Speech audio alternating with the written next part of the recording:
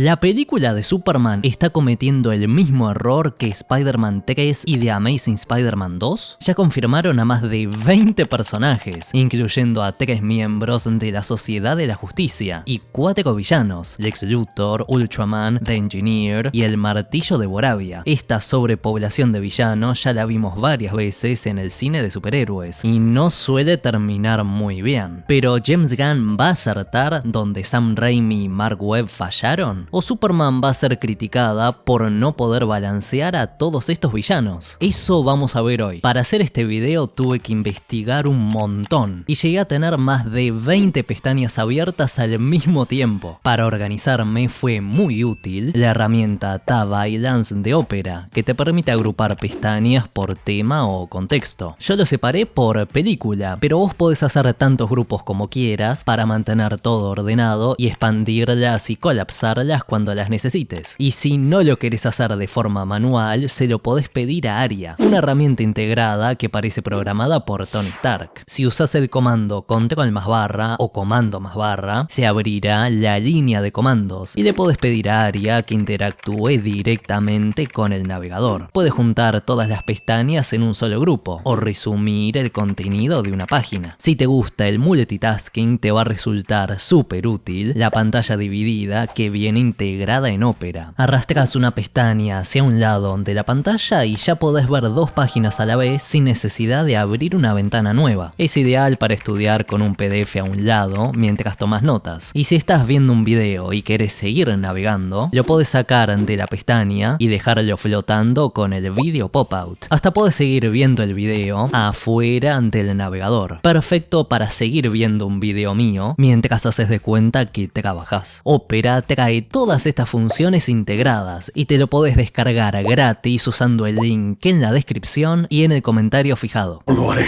No hay que ser experto en escribir guiones cinematográficos para darse cuenta de que es difícil poner en pantalla una historia con más de un antagonista. Es complicado que te alcance el tiempo para desarrollar a más de un villano, especialmente si tenés que contar toda su historia de origen, justificar que odia al protagonista y explicar sus poderes. Esto es lo que le pasó a Sam Raimi en Spider-Man 3. A nadie se le ocurriría decir que Raimi no sabe plantear villanos, porque el Duende Verde y Doctor Octopus son de los mejores villanos de toda la historia del cine de superhéroes. Pero en Spider-Man 3 no tuvo tiempo de plantear villanos icónicos. El único villano que ya tenía recorrido era Harry, que en mi opinión debió haber sido el único antagonista de la cinta, porque lo venían desarrollando muy bien desde Spider-Man 1. Pero también tuvieron que presentar y desarrollar desde cero a Sandman y Venom. Raimi quiso humanizar a Flynn Marko con la historia de su hija e intentó conectarlo con Peter resignificando la muerte del tío Ben. Pero esa subtrama no se conecta con la de Peter peleándose con Eddie Brock o la de Eddie convirtiéndose en Venom. Tampoco tiene nada que ver con Harry perdiendo la memoria o con Harry queriendo vengarse de Peter porque lo culpa de la muerte de su papi. Nos contaron 3 historias diferentes al mismo tiempo. ¡Es demasiado! Cada uno de estos villanos tenía potencial para ser el antagonista principal de una cinta de Spider-Man, pero como los mezclaron en una sola historia, todos perdieron fuerza. Para colmo, recién se cruzan en los últimos 20 minutos, durante la batalla final. En ese punto, Peter ya evangelizó a Harry, pero todo esto se siente como un rejunte, porque las subtramas de cada uno no tienen nada que ver. Hasta quedó un poco forzado que Sandman hiciera equipo con Venom, porque los dos tienen objetivos y métodos distintos. El problema fue el tiempo y la cantidad de historias que nos quisieron contar. Esto se puede repetir en Superman, porque la cinta de James Gunn es un par de minutos más corta que Spider-Man 3. Además, es muy probable que la historia del Martillo de Boravia no tenga nada que ver con la de Luthor. Se supone que Lex va a intentar arruinar la reputación de Superman porque le tiene envidia y lo va a secuestrar junto a otros metahumanos como Metamorfo. Pero el Martillo de Boravia Arabia va a aparecer cuando Superman intente frenar una guerra en Medio Oriente, excepto que este tipo sea Ultraman disfrazado o que en realidad sea Lex con armadura y le hayan cambiado los colores para los avances. De nuevo vamos a ver dos subtramas con villanos que no tienen nada que ver. Pero antes de asustarnos, vamos a ver qué pasó en The Amazing Spider-Man 2. Acá tenemos a tres villanos diferentes que en principio tampoco tienen nada en común. Alexei Sitsevich es un mafioso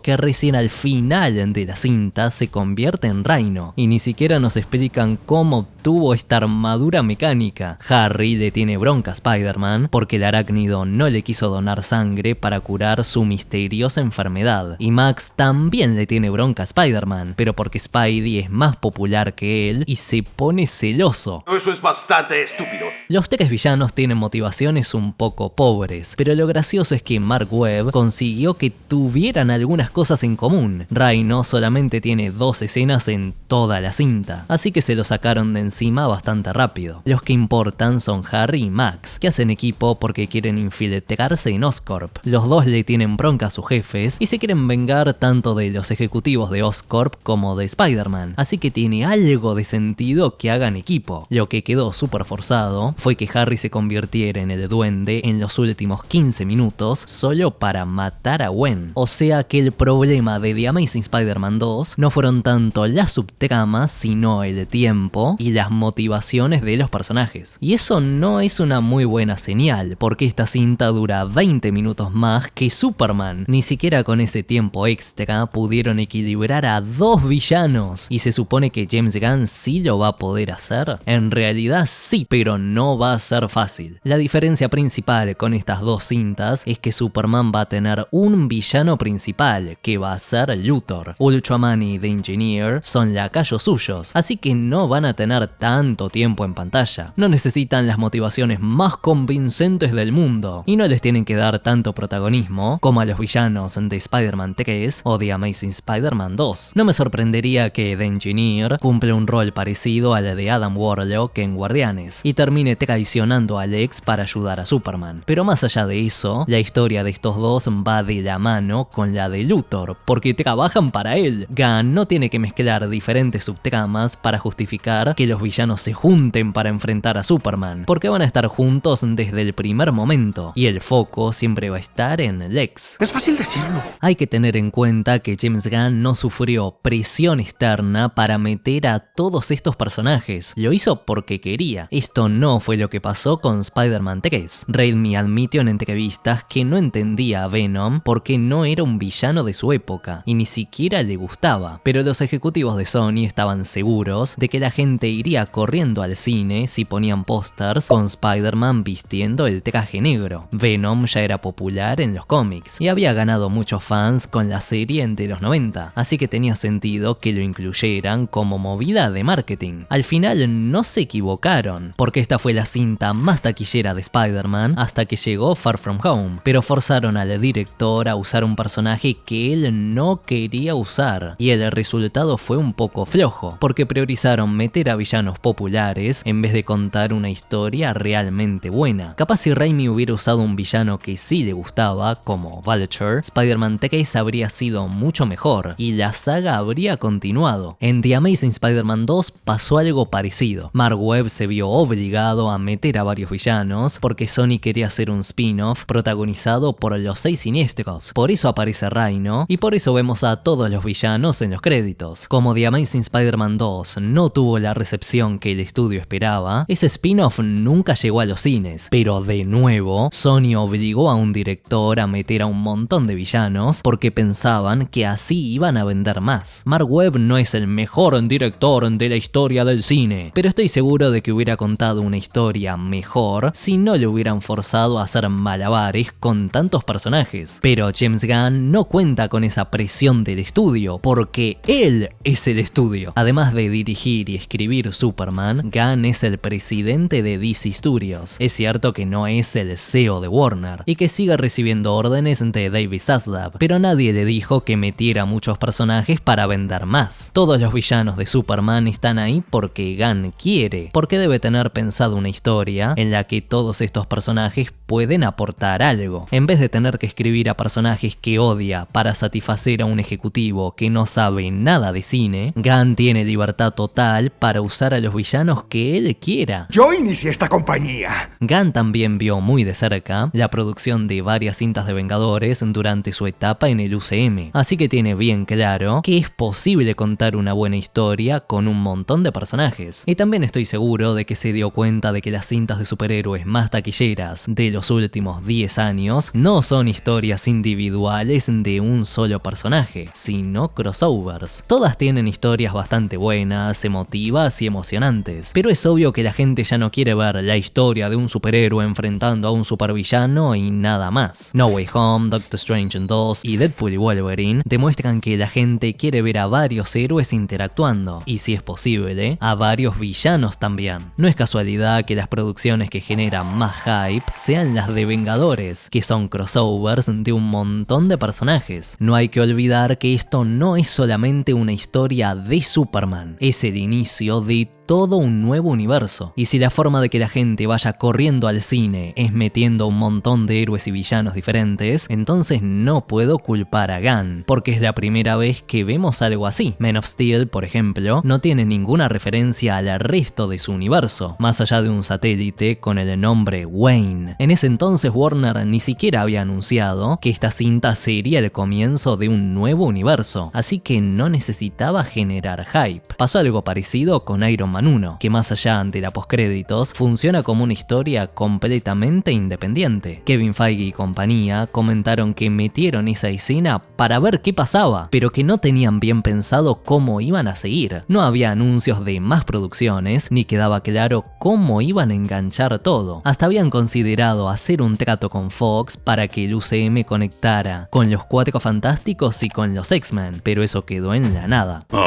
Pero Superman es diferente, porque Gunn ya anunció que esto es el inicio de un nuevo universo compartido. Ya anunciaron la cinta de Supergirl, la serie de Lanterns y varios proyectos más que van a estar interconectados. Están obligados a contar una buena historia de Superman y volver a convertir al personaje en un ícono, pero además nos tienen que convencer de que vale la pena engancharse con este universo. Y si para hacer eso tienen que meter a un montón de personajes, está bien, porque se están adaptando a lo que pide la gente. Pero esto no tiene por qué quedar forzado. Superman puede funcionar igual que un cómic. La mayor parte de cómics de DC que forman parte de la continuidad principal están llenos de apariciones de otros personajes. Es súper común que haya cameos en la serie regular de Superman o de cualquier otro héroe importante. Por algo es un universo compartido. Por ejemplo, en el número 1077 de Action Comics escrito por Mark Waid, de golpe aparecen el detective marciano, Flash y Mr. Terrific, porque el sol se está muriendo. Es lógico que haya varios héroes de la Tierra preocupados, pero eso no quiere decir que estos tipos le van a sacar protagonismo a Superman. De hecho, quedaría raro que nadie más participara de este arco, porque todo el planeta está en peligro. Pero este sigue siendo un cómic de Superman y nunca se siente sobrepoblado por personajes del resto del universo DC. Gunn está haciendo lo mismo. Nos quiere acostumbrar a que este es un universo compartido bastante comiquero, en el que van a aparecer un montón de personajes por todos lados. Pero eso no quiere decir que todos vayan a tener mucho tiempo en pantalla. No estoy convencido. Si el martillo de Boravia no tiene nada que ver con Lex ni con Ultraman, lo pueden plantear como a otro villano de este universo que justo tuvo una pelea con Superman. No hay que comerse la cabeza pensando en todas sus motivaciones y su trágica historia de origen. Va a aparecer para enfrentar a Superman durante un rato y ya está. Tampoco va a ser relleno, porque el propósito de este combate es que la gente desconfíe de Superman. Tiene pinta de que le van a hacer un juicio por intervenir en un conflicto de otro país, porque muchos creen que Superman tiene que responder a los Estados Unidos de América. Lo importante no es el martillo de Boravia como villano, sino el debate que genera la intervención de Superman. Si termina pasando esto, más de uno va a decir que lo usaron como plot device y nada más. Pero siempre que su aparición añada algo a la historia y a los temas de la cinta, no tiene por qué sobrecargar la película, como si pasó con los villanos de Spider-Man 3 y de Amazing Spider-Man 2. Pero,